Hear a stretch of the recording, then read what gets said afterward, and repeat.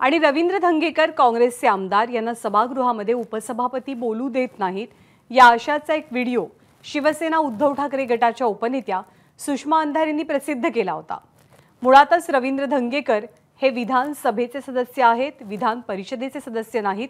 त्यामुळे उपसभापती त्यांना बोलण्यासंदर्भात परवानगी देण्याचा मुद्दाच येत नाही।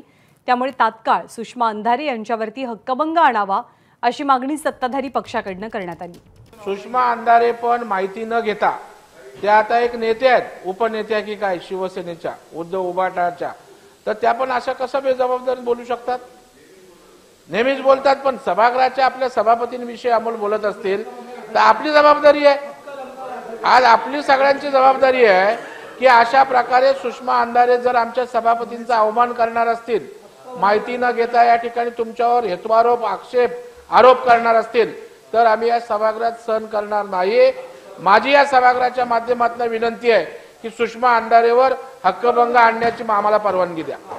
हे बेताल जर लोक बोलायला सुटलेत ना आणि आता सभागृहापर्यंत आले, व्यक्तिगत एखाद्याच्या व्यक्तिगत कारणाविषयी बोलणं ठीक आहे, माहितीच्या अभावी सभापतींनी बोलू दिलं नाही, काय होईल? निगमताई सभापती आहेत आपण, लोकांमध्ये गैरसमज काय होईल? हा गैरसमज योग्य आहे?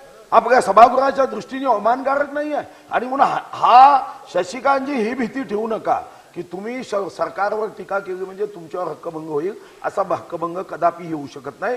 कामकाजाच्या संदर्भामध्ये हक्कभंग जर तुम्ही वाचला, कामकाजाच्या संदर्भामध्ये प्रश्नचिन्ह निर्माण केलं तरच हक्कभंग होतो। वर्तमानपत्रात सरकारच्या किंवा विरोधी पक्ष नेत्याच्या संदर्भात एखादी बातमी आली म्हणून हक्कभंग होत नाही, पण विरोधी पक्ष नेत्यांनी हा मुद्दा सभागृहात का उचलला असा जर प्रश्न केला तर 100% हक्कभंग होतो। सन्मान्य सुधीर भाऊ, आपण बोलला ही गोष्ट खरी आहे आणि हे वारंवार या गोष्टी होत आहेत। म्हणजे हे फक्त आता एवढ्या पुरतं मर्यादित राहिलेलं नाहीये। अनेक वेळा राजकीय आपण म्हणजे समजा सन्मान्य सदस्य किंवा सन्मान्य उपसभापतीबद्दल आमचेही काही राजकीय मतभेद असू शकतात आणि ते आहेत, त्याच्यात काही वाद नाहीये। तो प्रस्ताव आम्ही दिलेला आहे किंवा काय असेल, पण ज्यावेळी या पदावरती आल्यानंतर ती गरिमा ठेवणं ते लोकप्रतिनिधी नात्याने जसं आमची जबाबदारी आहे तसे पक्षातले पण अनेकांची ही जबाबदारी आहे। या गोष्टीची आम्ही जाणीव ठेवणार आहोत।